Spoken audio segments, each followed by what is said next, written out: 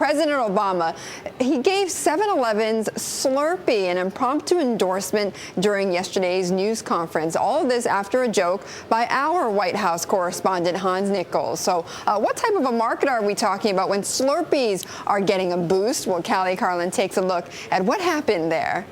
Betty, Hans certainly stirred up some Slurpee buzz. So first, let's take a look at the exchange from yesterday. Thank you, Mr. President. I want to ask if you're going to have John Boehner over for a Slurpee, but I actually have a serious question. I might serve their delicious drinks. Since the Slurpee Summit. That's good. I like that.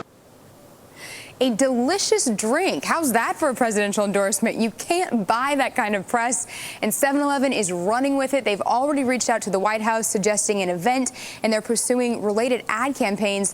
The president may have created a stimulus of sorts for the chain. So let's talk Slurpee-nomics. There are about 8,000 7-Eleven stores in the United States, 75% of which are franchised.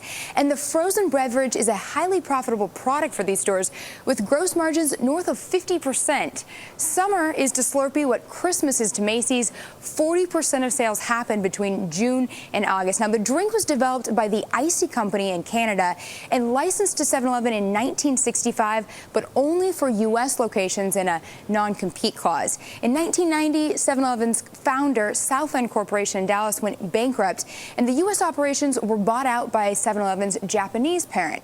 Today, about 60 million Slurpees are sold in the United States annually, and when you count the Icy brand as well, it's closer to 400 million in the U.S. alone. This is actually just the latest presidential plug. According to Mark Knoller, he's the unofficial White House historian for the press corps, Betty. Obama has publicly mentioned Slurpees more than 30 times now. So I say Hans lobbies for a machine in the White House press room.